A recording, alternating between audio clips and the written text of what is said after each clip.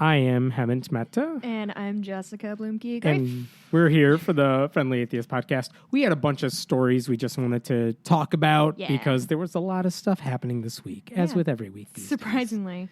So a lot of them have to do with religion. There's also some Trump stuff in there, but maybe we'll save that one for something in the middle, just to try to have a Trump-free zone for like a minute. So here's the first story I wanted to talk with you about, Jessica. Yeah. This guy in Denmark, he set fire to a Quran, videotaped it, put it on Facebook, and this was all in 2015. Like it happened a long time ago, and no one cared. Like no one saw this happen. But now a prosecutor in Denmark has charged this man with blasphemy. Which is weird for a couple of reasons, one of which is it's Denmark. A few reasons. But it's Denmark. Like, that's not even one of those countries where you're like, free speech is a problem. Right. It's not a place of, like, strong religiosity where people are kind of tap dancing around. Yeah. Okay, so and by the way, I should point out that, like, 10-some years ago, Denmark was the place where those newspapers... the Draw Muhammad thing? Yeah, the Draw Muhammad thing. They published cartoons with Muhammad in it. Tons of shit happened afterwards. There were riots. There was violence. Even those newspaper editors and the cartoonists were not charged with blasphemy at the time. So what's who's suing? Like... it's some random prosecutor. He has a name, but it doesn't really matter. He's a prosecutor in Denmark. Do you think he's just trying to get his name out there? I don't know. This is one of those, like, it's in the law, technically, that blasphemy is a crime. And even if he got convicted, if this guy, whose name we do not know, probably for his own sake, even if he got convicted, we're talking a short prison sentence or a fine. It could be worse, is what I'm getting at. Yeah, but it's still... Jesus. The fact that it's anything. So here's the question I wanted to ask you, which is, let's get away from the blasphemy charge for a second. What is your thought about this burning a book, even if it's a holy book, sacred to somebody? How seriously should we take that? I have always had trouble getting my hackles up about, like, somebody burned this, somebody burned the flag, somebody burned, like... we're talking about burning crosses on somebody's front yard. That's not what I'm talking about, to be clear. But, this person burned a copy of the Bible. I don't like... So let me ask you, you said the cross is different. Why is the cross different? I'm talking specifically, like, putting a cross in somebody's front lawn. Oh, sure, and setting that on fire. Specific thing. You're on their property now. It's a different issue. And it's a threat. And it's a threat.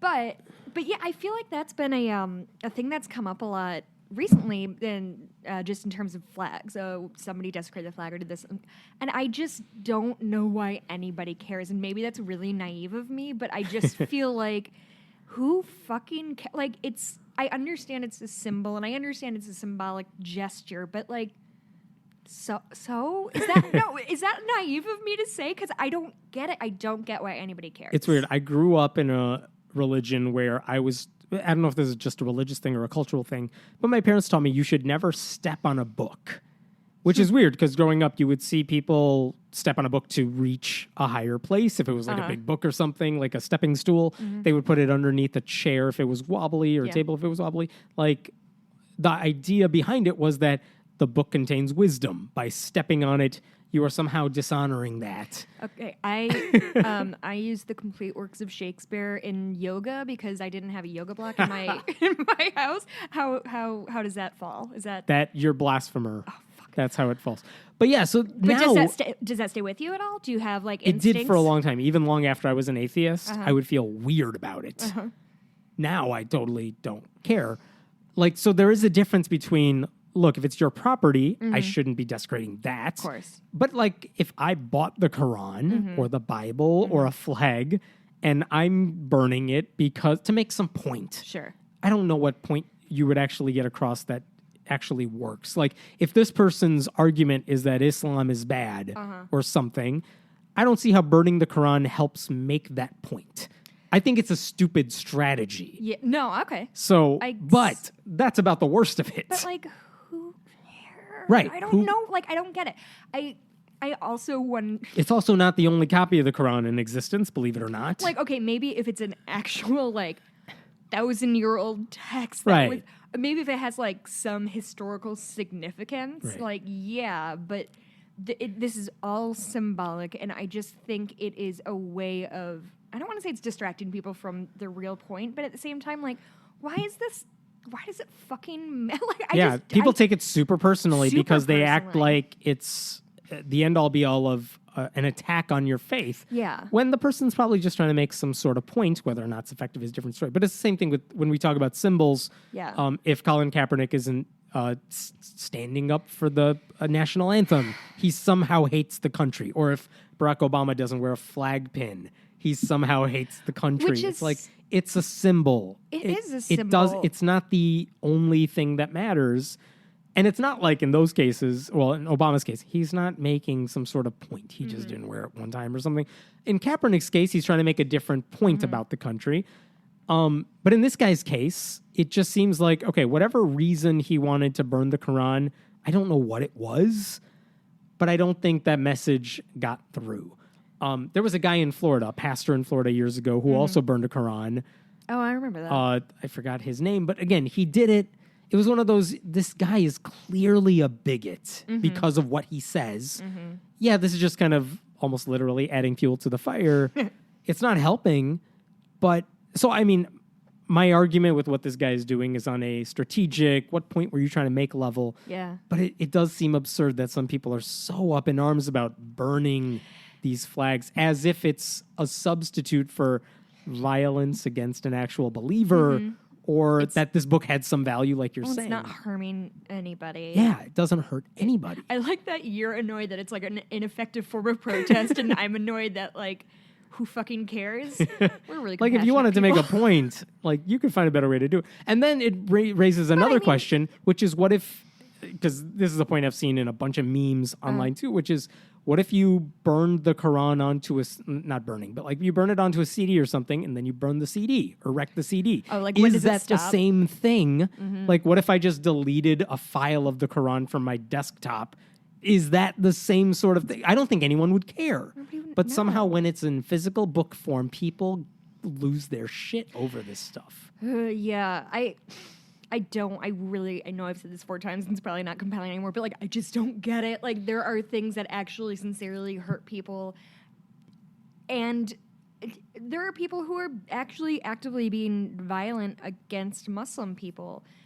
And yet the thing that everybody's focus is drawn to is this guy burned a book. Like, no, maybe we should be concerned about, hate crimes and shit that actually hurts people. 2 Indian guys got killed in like Kansas yesterday because they were mistaken for Muslims by some asshole.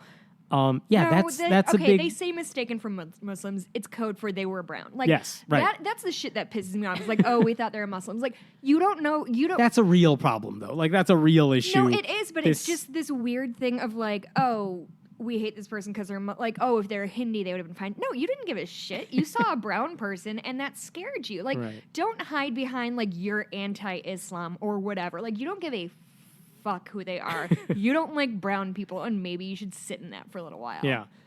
Let me ask you this. There was a book that came out years ago. It was called Super Sense. I forgot who wrote it. Sorry.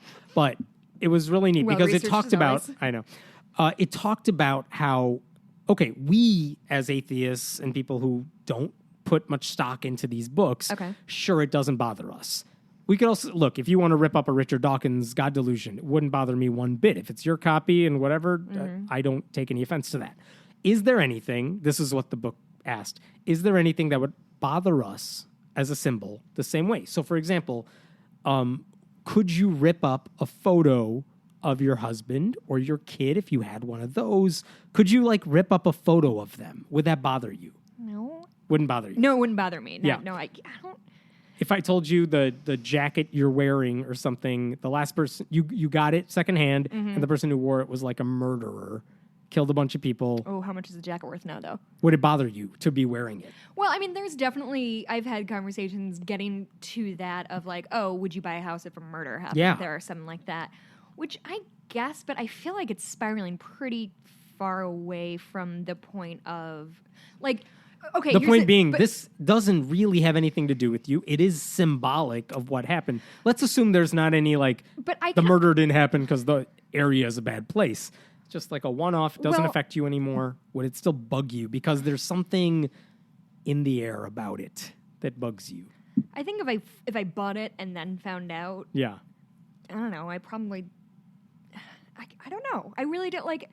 I do think it's weird when people are like, oh, I bought this coat that Jeffrey Dahmer wore. Like that to me is creepy. If you bought it on purpose because he bought it, that's a different story. Yeah. But like, yeah, if you found out that he bought it, word afterwards, like, I would not change my thought process about the jacket. No, I mean, I don't think the jacket would be Evil. I think there's like some thoughts about like what the fuck is on this jacket that this guy.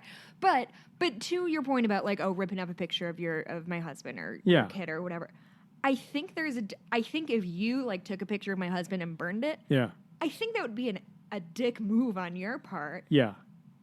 But that's a far cry from saying that you're in any way, not threatening, but in any way like threatening my right to whatever. You know, like it's okay to think somebody's being an asshole. Like, I think a guy who burns I think this guy was a total dick. It's a super dick move. Yeah. But, like, at what point are we... I mean, it... I should point out that a lot of church-state separation groups, Center for Inquiry, the International Humanist and Ethical Union, they all put out statements saying, we don't support what this guy did, but blasphemy and charging this guy with blasphemy is ridiculous. Yeah. And they all said that... let me quote one of them, Andrew Copson of IHEU, International Humanist and Ethical Union. The accused in this case is not a sympathetic figure, and his actions may be born of bigotry. But the prosecutors here are spreading the toxic notion that governments should criminalize sacrilege and should decide that some symbolic acts against religion, as such, should be suppressed and punishable. This is a regressive, outrageous violation of free expression. I couldn't have said it better myself. Yeah, that's exactly the right response. And I also think it's an interesting thing to, when we talk about conservatism at its heart, generally means, if you want to break things down to their sort of lowest common denominator, most conservatives or Republicans or whatever would say, I'm for small government. It's not about gay people. Do whatever you want in your own home, sort of thing. And it seems to me that those same people who are so concerned about small government are fine punishing somebody who burns a flag, or fine if the government puts up the 10 Commandments. Like, I just don't understand how that mindset can remain the same. Because to me, if you're sincerely going to be small government, then you fewer laws is always better. Yeah. Especially when it's not physically harming somebody else. And God, they're Second Amendment boners, so they don't care if they're harming somebody else. As an atheist, is there anything in your life that purely symbolic, that anyone could, burn, that is not like your property, but like, I can't think of a single thing that someone else could do that is the equivalent of this guy burning a Quran and me getting all worked up about it. No, absolutely. And I've thought about this a lot because, have you ever heard that thing like, oh, if your house is on fire, you had to grab one thing. Yeah. I've never been able to answer that because I'm like, probably nothing. Like, I would just get out of my house. I'd be sad that my stuff is lost, but that's about it. I guess I probably have like some heirlooms or like I have a horseshoe of a horse I really liked or something like that. And like, I wouldn't want to lose that, but I don't know. Like, it's stuff. Who cares? Yeah. And again, this is not a special Quran. Right, exactly. The idea is just, it had the words of the Quran, therefore doing anything to it is sacrilegious. Yeah, and I think that's like saying, if I burned a copy of, Shakespeare's complete works versus I burnt like a copy from the 1700s. Yeah. Those are different things because the physical element of it is different. But symbolically, like, I just can't get... Yeah, it's hard for me to get worked up. I wonder if it's weird because I no longer think of these issues as there's any value in these holy books per se, that burning it is some sort of thing. I totally look at it from just a free speech side now. 100%. Where it's like, whatever. It's his copy. He didn't hurt anybody. Do whatever you want. And I just don't care about the object itself. Mm-hmm. As opposed to some of these religious people who may get worked up about this one, where it's like, no, this is a special book, no matter who owned it or whatever. Well, I'd be curious your take, and I'm just sort of giving you a softball question here, so forgive me. How do you see the difference between a guy burning the Quran and the Dra Muhammad thing? How do those differentiate in your mind? The Dra Muhammad thing, I'll just talk my way through this. The Dra Muhammad thing to me was specifically saying, you say we can't draw a visual representation of Muhammad, but I don't live by your religious beliefs. Do we think people know what the Draw Muhammad thing is? So the Draw Muhammad thing, when the Danish newspapers published cartoons of Muhammad and the riots happened, the argument is the Muslim religion basically says there can be no depiction of Muhammad. So by drawing him, even if you're not Muslim yourself, you are basically slamming the religion and you're saying something about Islam. And the argument from the free speech side is, I don't live by your religious rules. I can draw whatever I want. So it's not even I'm drawing like purposely offensive things. Like here's a picture of Muhammad with a bomb under his turban, which is what some of those cartoons were. But like, what if I just drew a smiley face with a smile and said, this is Muhammad? Or I draw 2 dots and a mouth and said, that's Muhammad. Like, at what point do we say this isn't really an issue? So I remember when there was a cartoonist, I think, in the state of Washington who said, you know what? On the year anniversary of the riots over this cartoons, everyone should draw Muhammad as a thing of free speech. Yeah. It's not about offending Muslims, even though Muslims will get offended. This is about saying we have the right to do this. You don't have a right to tell me I can't do this. And if you can't deal with it, that's your problem. I remember I didn't really participate, but I did collect pictures that people sent me. I posted them on the website. I think I did that for 2 years. I didn't draw anything myself, but that's because I have no art skills. But I did that for like a couple years, and then it's like, okay, point made. Like I didn't do it after that. Right. But even now, it's like that's the sort of I like that sort of passive aggressive almost. Like, yeah, we can draw it. We don't live by your rules. Yeah. We're allowed to criticize your faith or draw this thing that you think is blasphemous because I don't live in your world. Oh, for sure. And if you get offended by it, then we should have a discussion about why this is offensive to you. Let's have that discussion. And by the way, that's part of the response for this blasphemy thing too, which is, look, if this guy has a problem with Islam, burning the Quran is a stupid, ineffective, strategic way to go about doing it. Go tell us what your problem is and let people respond to it. That is a better way to handle this issue than this thing that is deliberately provocative. The Draw Muhammad thing, yeah, that might be provocative, but I still stand by the fact that I think that's one way to get people talking about this thing. And I have yet to hear like a really good argument from Muslims who defend, who argue that you should not draw him for why the rest of us should not do it. I mean, just because some Muslims will get offended by it, that doesn't concern me, I guess, which is bad to say. But existence offends a lot of people. People eat meat. People eat meat, and I'm vegetarian. Like, I can try to make my case for why you shouldn't, but ultimately, it's like, okay, I'll make my case if you don't live by that. You did slap that steak out of my hand one time, remember? And then I drew a picture of it and burned it. Yes. Yes. Okay. The Adventures of Emmett and Jess. Slapping steak. That'll be the cover for. There's no steak here. We don't. All right. Here's the next topic, which is there was this 10 Commandments monument that's been there forever in front of a high school in Pennsylvania. A few years ago, long story short, a mother, on behalf of her daughter, who was a student who was about to attend the school, sued with the help of some atheist groups. And this week, they finally settled this case. And usually in a settlement, you think both sides get something out of it. But here's the settlement. The district has to pay the atheists, the attorneys anyway, the attorney fees. $163,500, basically for wasting their time. They also have to take down the monument in 30 days. And that's kind of it. Like, it was a win-win for the atheists. For sure. And, even if it was I watched or listened to the interview with her, and she made it very clear that none of the money, she's not pocketing. Oh, yeah. She's not getting any of the money. This is not about to cover money. The legal fees. After this happened, as with all these sorts of cases, there were threats on her life, as is always reasonable. Happens. One of the threats said you should be dragged in the street and shot. In that order? In that order. Okay. I just wanted to It's almost like you wish someone had told them, like, thou shalt not kill. It's too bad no one ever said that to them. For all these people who care about the 10 Commandments so much. It's like, let me make a death threat to you.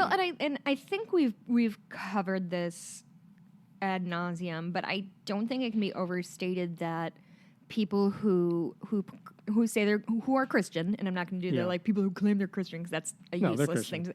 People who are Christian don't abide by their own teachings. And I don't think we can call that out enough. Yeah. You got to point out their hypocrisy. Yeah, because I don't understand.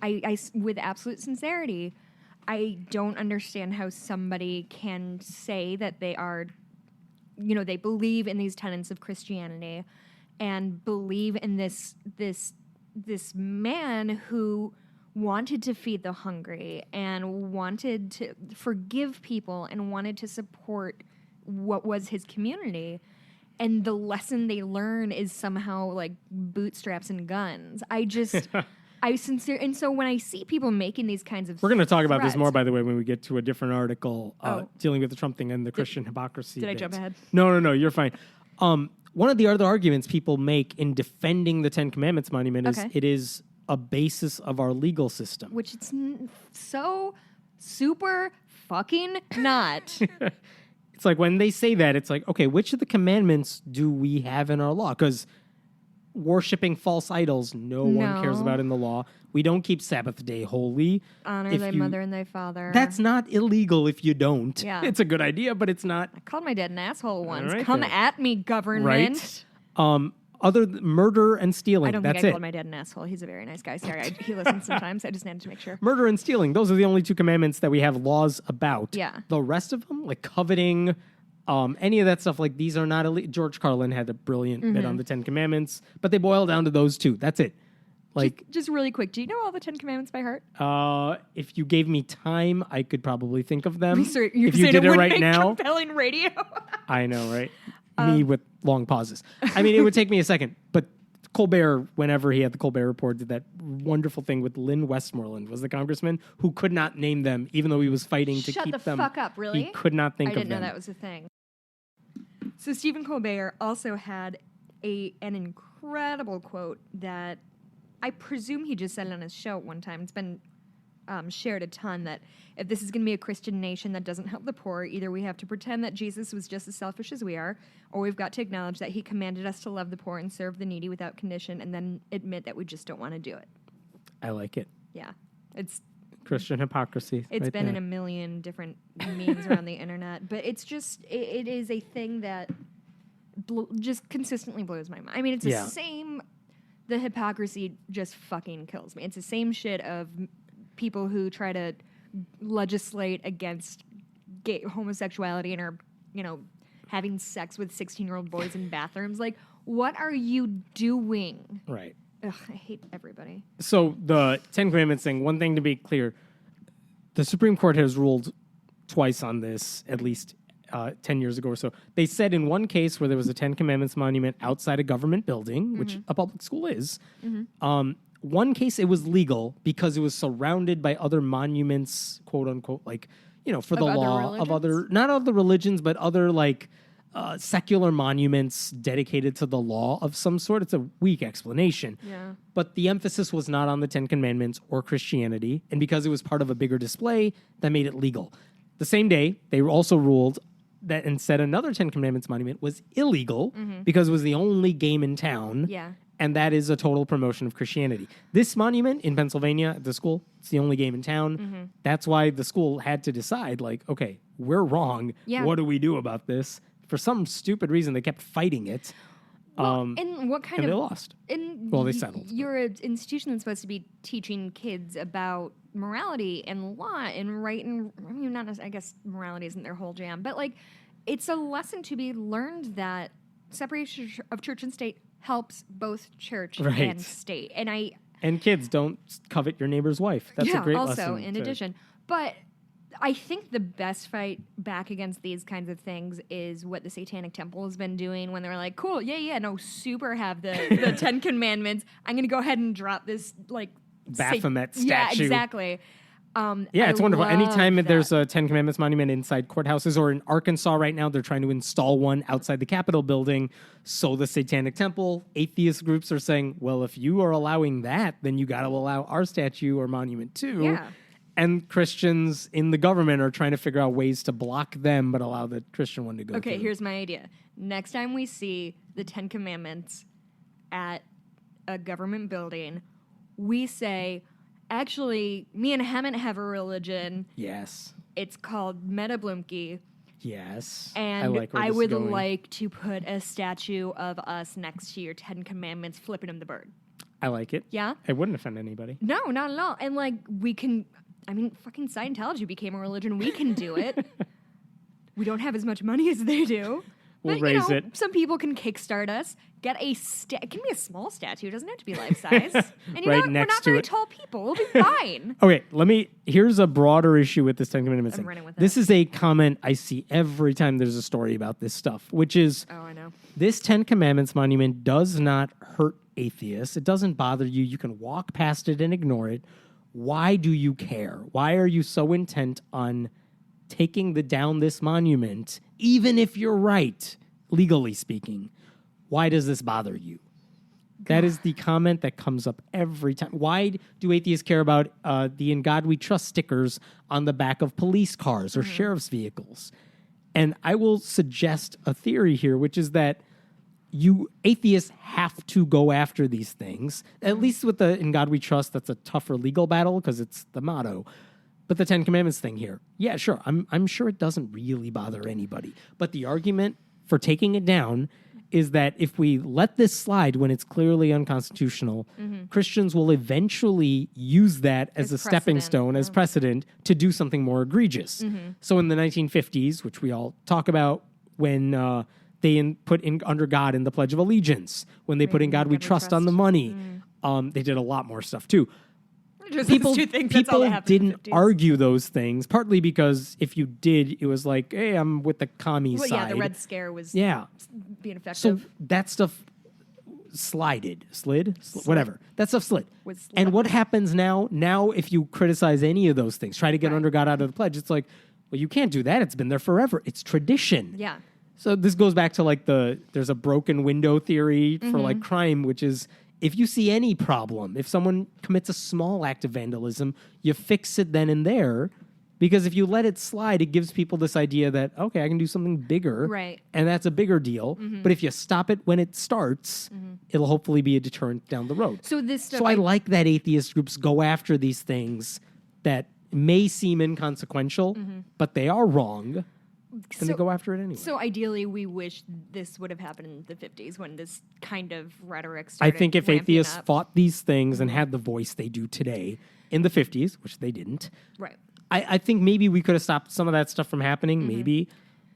And you know what? Look what has happened using that stuff as precedent.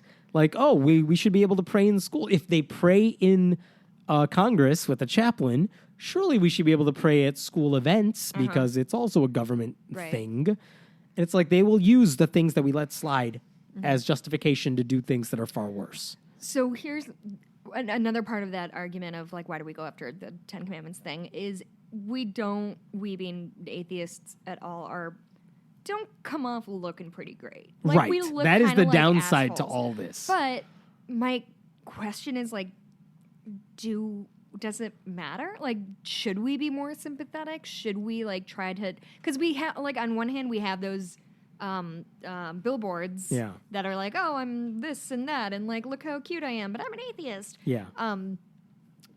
And so we do. So clearly, Try to have a positive image. we're trying to do some PR work and rebranding, but at the same time, like, I kind of don't care if we look like assholes. So this came up years ago when they were building a 9/11 memorial Yes, museum that's exactly what I was in thinking. New York. Uh-huh. American atheists, one of the displays they wanted to include was a couple of, I forgot what you call them, parts of the World Trade Center. Crossbeams? Crossbeams that fell down in the rubble and were shaped like a cross. I can't believe it. Right angles. I know. In It's a building? amazing how that works. And they said this was a cross that Christians rallied around. All right, whatever. But they wanted to put that in the museum. American atheists sued and they lost.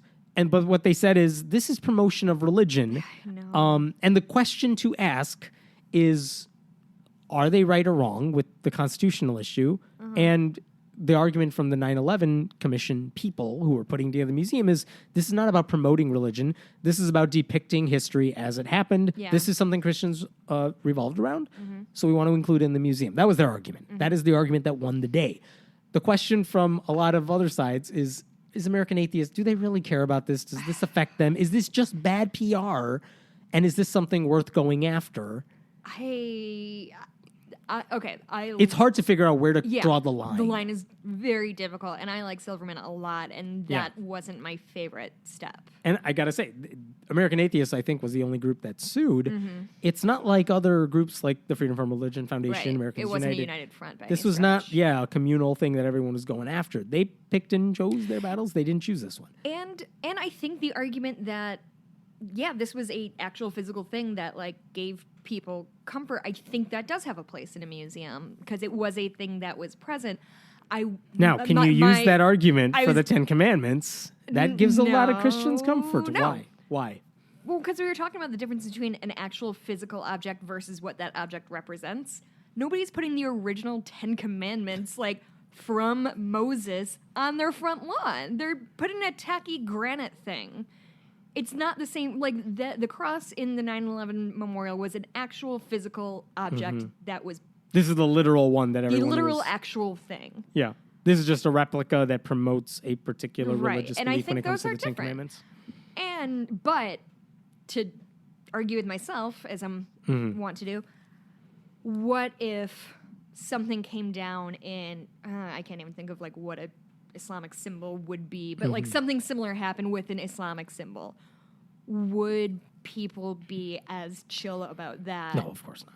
So I think there are good, compelling arguments on both sides. Yeah, well, American Atheist said we want to donate a symbol of atheism to the same sort of display area that you're putting the cross beams at. What did they? An atom? I feel like I remember. Yeah, maybe it was like their atomic symbol or something like that. They're like, we'll pay for it, but you got to put that in the display. Yeah. Even though that had nothing to do with what actually happened on 9/11, it was more for we want to be equal and stuff. Yeah, and again, they we didn't lost. come off looking The atheists good. lost.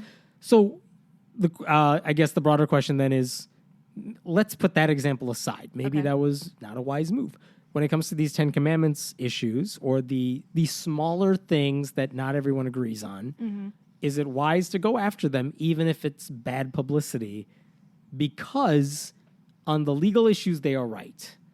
So should we go after things that are relatively petty if we know it's unconstitutional? Because it will lead to bad PR. Right. Most people won't understand the nuance of the law. They'll just be like, atheists are trying to ruin something. And good luck trying to convince them otherwise. Right. And part of me believes you have to. Because the second you I let think so, something too. slide, they will just push it further. Well, and I completely Christians will push it further. Yeah, and I completely agree with you. And I would say one step further that if you look, so say we were having this conversation in the 1950s, we're having this exact conversation like, oh my God, they're trying to put in God we trust on our money.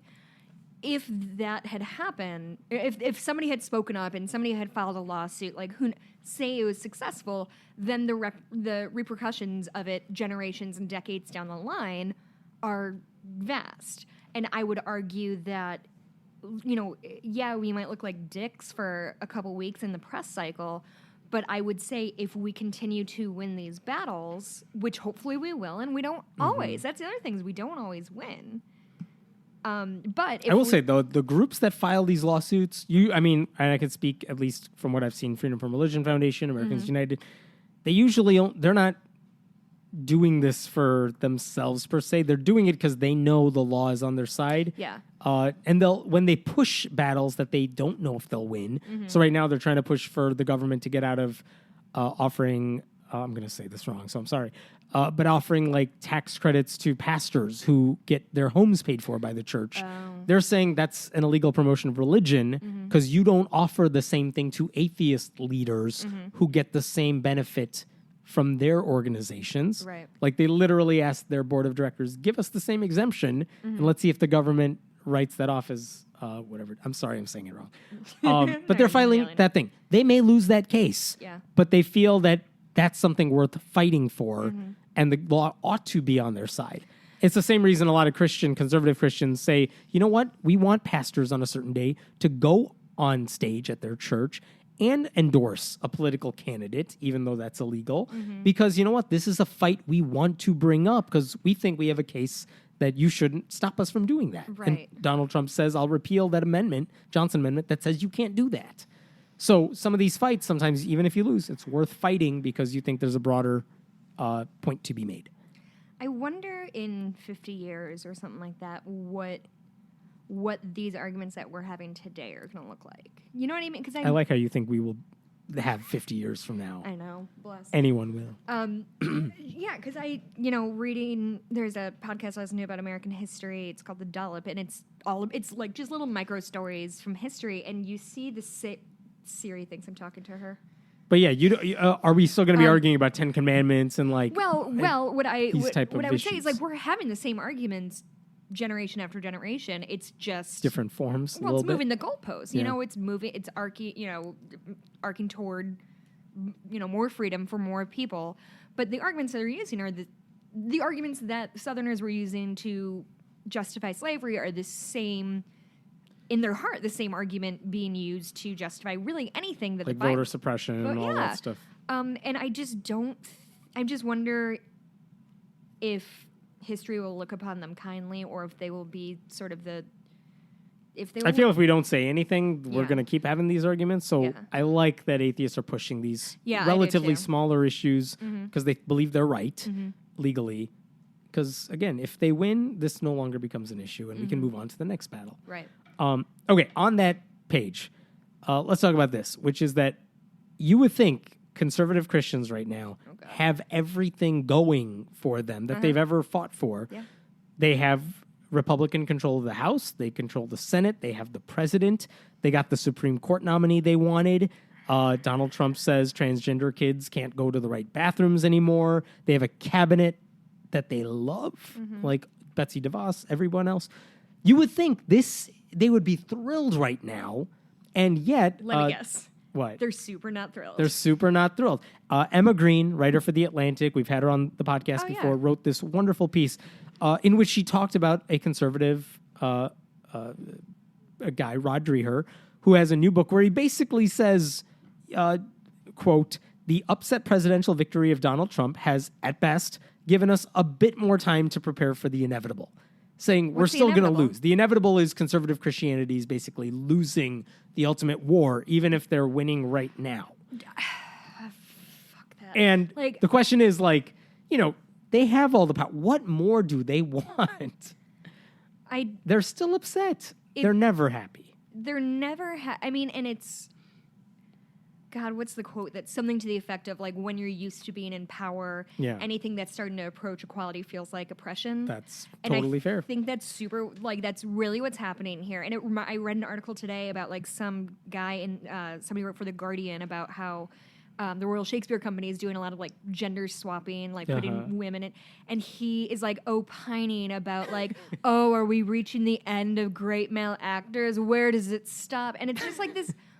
garbage bullshit of just because I don't have 90% of the pie anymore, I'm going hungry. And I think it's garbage. And I'm fed up with it because to me, these Christians who get mad that we can't do whatever, what they're mad about is, am I yelling? What they're mad about is that they can't make us, you and me, and whoever is around us, abide by their code of morality, whatever it might be. For some reason, for them, it's not enough that they can go to church wherever they want. They can pray however they want. Their pastors don't have to solemnize gay marriages. No, they don't have to do anything that they don't want to. They can be whatever bigots they want inside of a church wall. But it's not enough because there are people out here in the world who aren't living by their code, and that is infuriating to them. And I think that is it's children screaming because they're it's like a toddler screaming because your mom is wearing the wrong shirt. Why do you care? You're wearing whatever you it's just, that wasn't my best metaphor, but I'm just pretty Why don't mad. you take care of your own stuff and stop worrying about how everyone else clean up your own house, leave me be. And and you were right that when they've been in power for so long, asking for neutrality or equality is like a step down for them. That's why they don't want it. But one of the things worth bringing up is that a lot of this has nothing to do with what atheists or non-Christians have done to them. A lot of this is self-inflicted wounds because for a long time, why don't Christians have like the cultural cachet they once did? It's because no one looks up to them as moral, the moral high ground. Garbage monsters now. Yeah, it's if I'm looking for morality, I am not looking to Christians as like the guiding light for how anyone should live, because they're not moral people. They continuously place themselves on the wrong side of history, time Yes. after time after time, and expect people to just be in lockstep with And them. younger people, I think, understand this. They I have mean, the way internet. more. Yeah, I mean, they're no longer in a bubble. They know, like, when it comes to LGBT rights, the easiest moral issue of our time. Yes. A lot of evangelical churches Are are on the wrong side of it. So I don't trust the church when it comes to issues of morality because they get the easy stuff so wrong. Why would I trust you on abstinence and same-sex marriage or whatever? You're 100% right. So the question is, if they're not happy now, even when they have all the power, maybe they should look at themselves. Look in a mirror. You're the reason you don't have you may have That power is on paper, Adorable. That but you don't have that. power culturally because you've lost it. You've shot yourself in the foot so many times. You're right. It's been a lot of unforced errors, but like this, I think people who want to feel like because they get off on being oppressed. They love it. The my God. martyrdom thing is a big deal for them. But if they're not being oppressed, they're not real Christians, right. really. And when they look at, say, the Woman's March or something like this, and Hannity or one of those dickbags says something about like, I'm going to have a march about like how men are blah, blah, blah, blah. And it's like, my dude, look at the last 45 presidents. They've all been men, all but one have been white. Until and they've the all Oreo been and the Cheeto. fucking Yes. Christian. As the So memes don't go. try to tell me that you're losing power. And don't worry, buddy. Trump has super surrounded himself by with all of the white guys he can find. Right. And Omarosa. I wrote this, but I think this is worth pointing out, which is that there's an easy way. If they want to win back some of this cultural power, what could they do?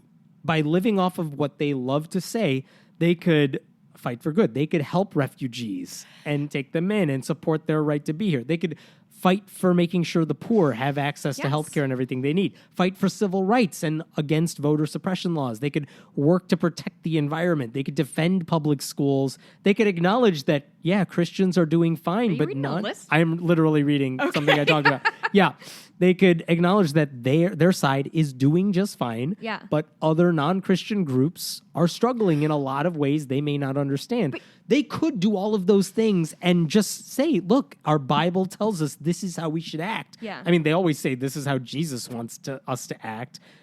But in practice, they don't do any of those things. And haven't you know why it's never going to happen is because they've had every opportunity. When we got to the point where we're having mega churches with these huge displays and these and the pastors have helicopters and 17 that is the moment that they decided that the preaching of their God is less important than a cult of personality. Yeah. At that point, if you see your pastor, so the ones promoting the prosperity gospel, sure, it's about them, but I would go a step further and say even the pastors who are in the background. They are not the household names that we might see or that John Oliver does a bit about. Yeah, forget them. But even the ones who just who lead churches where they're quiet, but their churches have still a lot of power, they're still pushing the same agendas, even if it's not about making them wealthy or something. They're still pushing these things that I would find immoral. And I mean, no wonder they're losing their power. I mean, I kind of understand where Dreher is coming from in Emma Green's article, which is to say, yeah, sure, we look good on paper, but we're not really winning the war. But it's not because everyone's out to get you. It's because you had all this power and look what you did with it. And guess what? Sometimes people fucking lose wars. Just because you're Christians doesn't mean you're always going to come out smelling like roses and get exactly what you want. Yeah, you are losing the war because you're screwing up. You're being bad, mean people. And guess what? People don't like that shit. It's amazing with all the money they have, with all the numbers that they have. They could be doing so much good to help so many people, and they don't do it. You could easily point to some acts of volunteering, some acts of... I mean, yes, there are Christians who do good things. We're not denying that.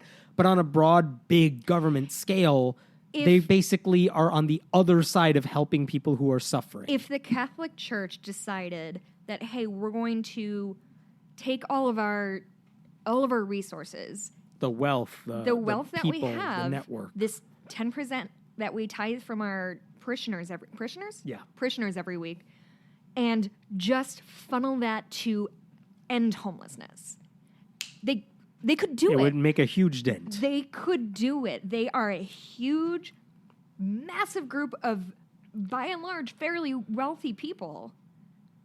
And they could make sincere, positive changes that would actually help people today, not their soul down the line. I'm talking that person who's starving on the street could have a house and a meal if they wanted them to. And you know what? Forget money for a second. If Christians came out and said, you know what, we don't understand LGBT people that well, but we're listening to them and we understand the struggles they're going through, and we want to make sure if homosexuals are not sinners, but their argument is against homosexuality and acting on it or whatever, if they understand, okay, there's some struggles they're going through that we don't get or whatever, but we want to learn and we want to make sure that we are helping them so that they don't feel constantly oppressed. We could still say, we don't want you to act on your urges. But isn't that what gay conversion therapy is? Of like, hey. It's trying to change them. Yeah, forget. I mean, I think that's a more fringy thing. Most Christians don't agree with that. Mike Pence does.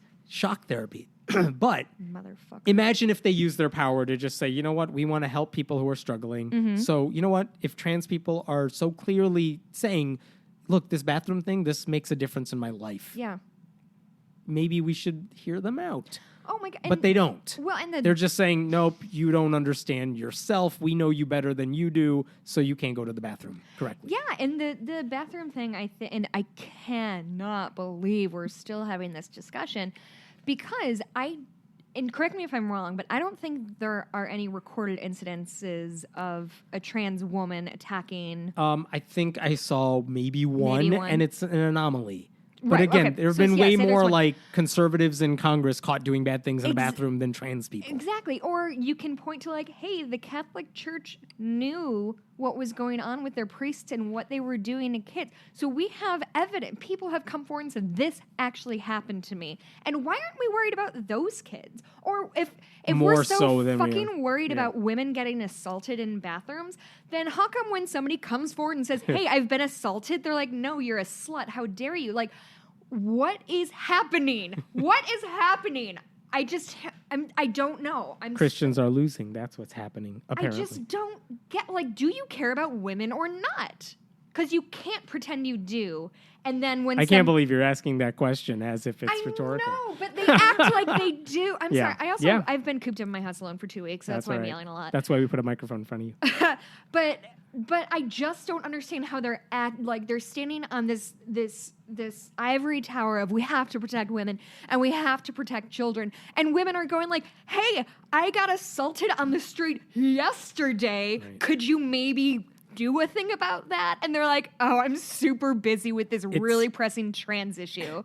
Like I have to worry about where other people are peeing. I can't deal with your issues. And it's this. Oh, I'm sorry. Okay, I'm done yelling. We talked about this when we talked about the Women's March, but like if they really cared about trying to prevent abortion, they would be doing more to promote contraception access. They would be doing more but they don't care about that. They want women's women health care, not to have sex. Preschool That's education. all they care about. Yes. They're not doing the things you would expect but moral people small to do. government, though.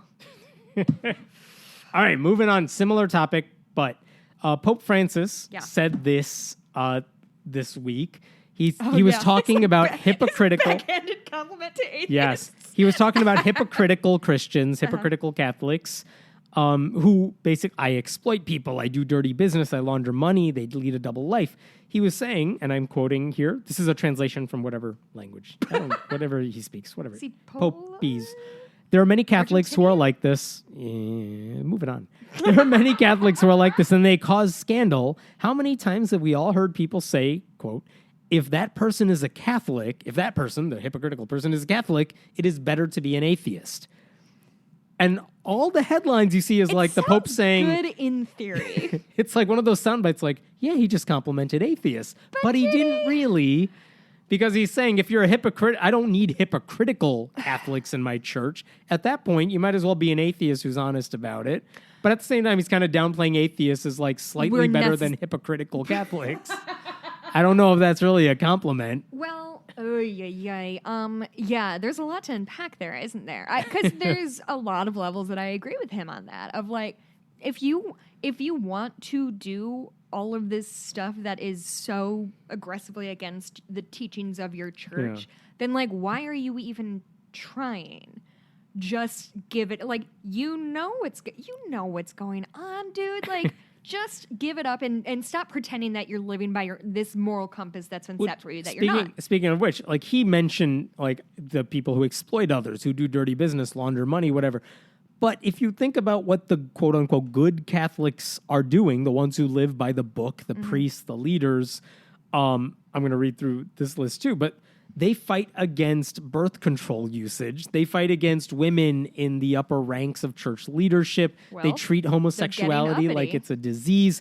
I mean, the Pope is against all of those things. So, I mean, if Catholicism has a bad reputation, it's not because of the bad Catholics doing not all the bad those, seeds. the bad seeds. It's because of what the quote-unquote good Catholics are doing, which is why so many people hate the Catholic Church. You know what the Pope needs to do? He needs to get his house in order before he comes at us with this. Well, and in order means stop doing the things you think Catholics ought to be doing. Which, by the way, at this rate, if the Pope is against people who make the Catholic Church look bad, then he should, by his own words, become an atheist. Because that would be better than all the stuff he's spewing, which is bad for society. Fuck. So, thanks, Pope, for your backhanded compliment. This is also the same Pope who said years ago that atheists could also be redeemed, which was his way of saying if they convert to Catholicism, they'll be redeemed. Like, we're not lost souls. I think that was always a thing. It's always been a thing. It's every time he mentions atheists or he says things in a way that you think he's saying something profound and deep. And then when you think about it, it's like, no, it's the same script everyone's been using forever. Yeah, I mean, but you say it with a smile. You know what? He just somehow has the skill to like not come across as a complete asshole and say things that are like in the realm of reasonable. Yeah. Who am I to judge? You are. You judge Pope. Everybody. You're the Pope. You're talking to God. Yes. You've said plenty about homosexuality or believe plenty about homosexuality. Just because you don't like denounce people like Jerry Falwell or something doesn't make you any better just because you believe it but don't say it. So you are who to judge. Okay. Different issue. Okay. There is a UK-based psychic, Sally Morgan. She's like any of the psychics you might see. She offers readings for money. Super real. And there was another different one. That was good though.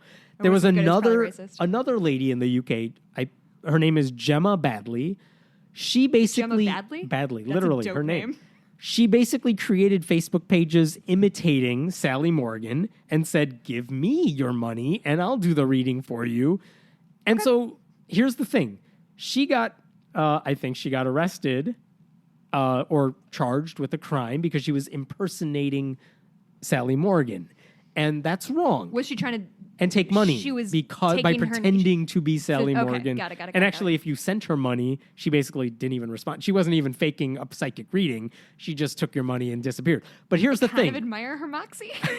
Here's the thing: you have a fake psychic pretending to be a real psychic, which doesn't actually exist because real psychics are fake psychics. Okay. Here's the thing with that, though, is it's not a problem of a woman, quote unquote, pretending to be a psychic, which is a lot to deal with anyway. Yes, but she's impersonating another human being. It would be like that's what the charge is about. Yeah.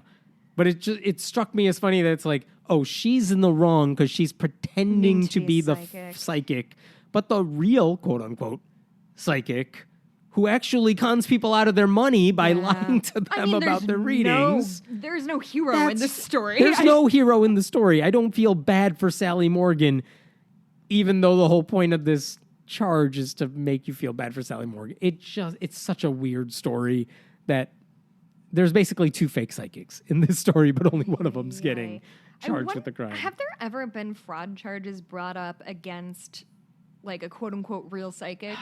Yeah, sometimes. In New York, how do you win? How do you... You have to prove that they knowingly are lying to the people that they're seeing. And some of these psychics, they really do think they have these powers. I think that's garbage, because if I said, oh, I'm totally a doctor and I sincerely believe I'm a doctor, That's not a good example because that No, would be but somebody who like actually some of has these to have a psychics, qualification. some of these psychics say it's for entertainment only, so they have their disclaimer. cover The their ones ass. who don't, basically, they really do think they could see into the future. And But you would so have is to that find person- you would have to find a way to prove that they're knowingly lying to people to scam them, and that's kind of hard to prove unless there's some hidden recording of them saying, "I know this is a scam and I'm playing along." Okay, well, say I told Says, you. by the way, I'm not a lawyer. Whatever. When you're There's married to one, that's basically the Yeah. same. Osmosis. But so say I was told you I was a car mechanic, and Yeah. you brought your car to me, and I was like, "No, I'll take care of this. It'll be Right. fine." And based on the stuff I tell you to do, you jack up your car. Yeah. I'm definitely liable for that. I would think right? so because Or you're am I? actually saying I should do this and I'm following your advice verbatim. But Whereas the aren't psychics here are basically, here's what's going to happen in your future. It's so vague. But that aren't psychics saying like, "Oh, you need to"? They must give actionable advice. I don't like, think they do. Really? I don't think They most don't of them say do. They might need say to you should leave ask your this person husband out. Or Usually, no. I think Really? Yeah. I mean, I then don't what's know. the I haven't seen point them. of them? If you're not getting advice, They're making things up. no. But what's the point? Like I'm calling them and they're saying like, "Oh, you have a really independent spirit." Like, why am I giving that That's the $5? baseline, but then they're going to say, you know what, you should be more outgoing. You should take a risk or something, and you can interpret that however you want. But part of it is the confirmation, like, yes, that is how I am. I'm glad you see this. So psychic, I believe you. Now tell me more, and then I will come to you for advice. Can I ask you your opinion about people who are defrauded by psychics? Part of me says they totally deserve it, because if you're dumb enough to go to one, But then like you hear people's lives some people- are yeah. destroyed. some people are giving them tens of thousands of dollars for the con. And then, yeah, you kind of feel bad. And in some, I believe I read this in the New York Times a while ago, but We in get some it. You read cases, the New York Times, I Hannah. know. Jesus. It comes up in the line of work. But in some cases, they have been able to successfully prosecute these people because there's a difference between spending some money for entertainment and giving up your life savings when these psychics know that you're using up your life savings. And they're clearly trying to extract more out of you. Yeah. And I think they've been successful in stopping some of them.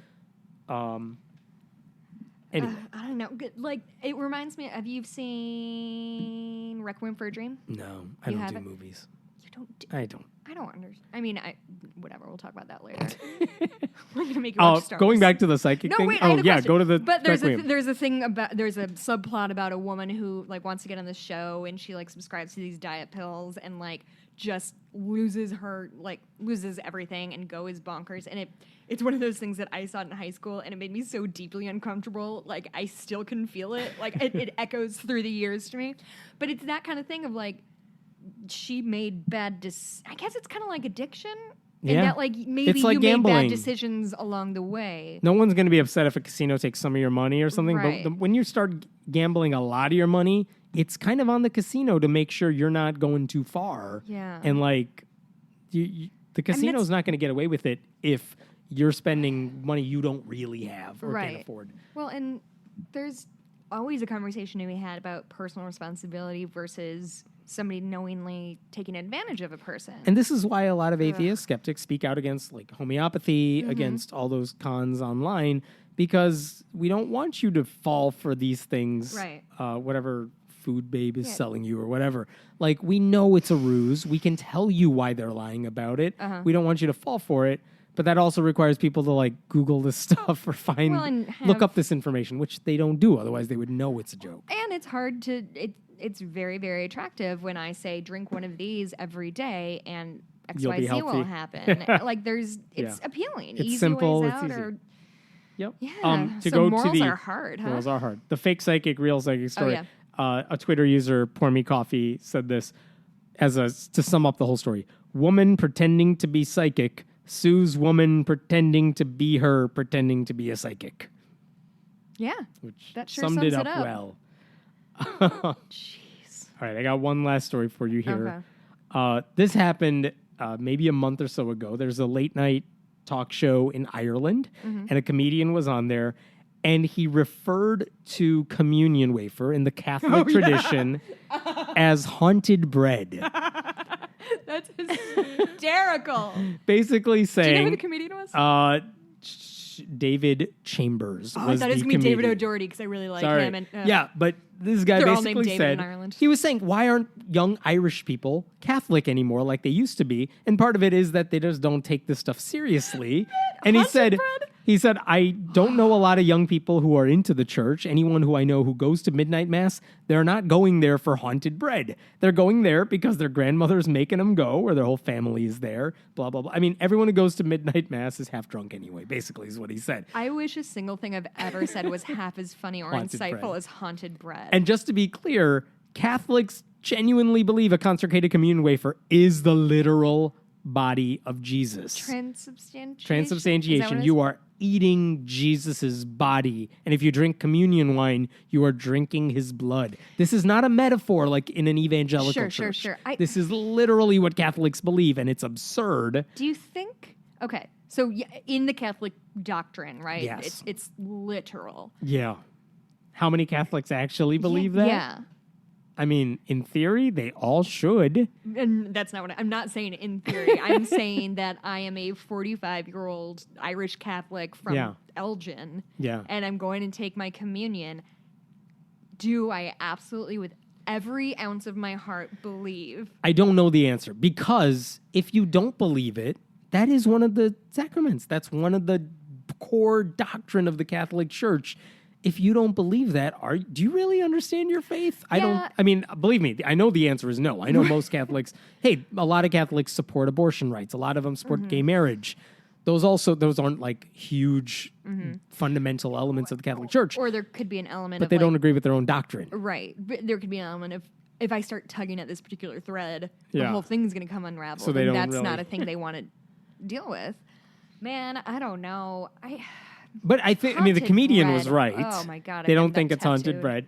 And a priest in Ireland Ireland is one of the nations that has a blasphemy law, Oh no. like I Denmark. thought that was the end of the story. No. The guy said something funny. They actually tried to get the comedian and the whole network punished because he blasphemed on television. Yeah, but it was so funny. But it was so funny. And basically the network, which is partly, I hope I get this right, they're partly like managed by the government, basically wrote back to the priest and said he was kind of making a point. He wasn't trying to be blasphemous or something on purpose, so we're not going to punish him.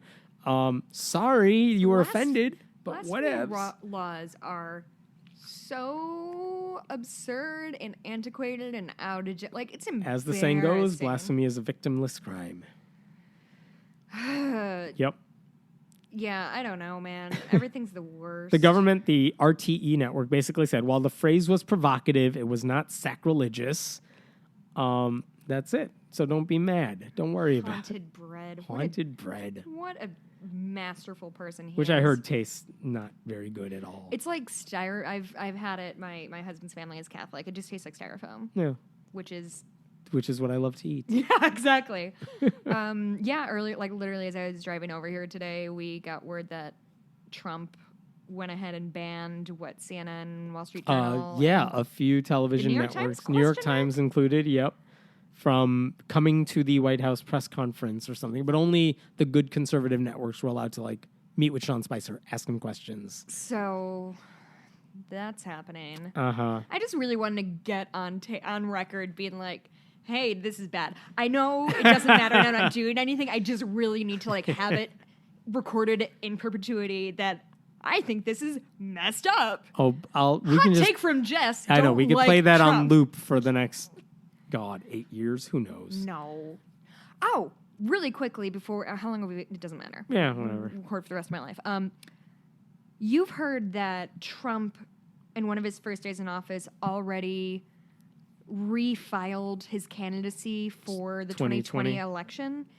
Do you have a firm understanding of the implications of that? Because I've been trying to learn. I know it has a lot to do with fundraising. I heard one story that now you can't really criticize him because then you'd be attacking a political candidate. I thought that was supposed to make him immune from certain types of coverage that he didn't like because he's technically a candidate. What?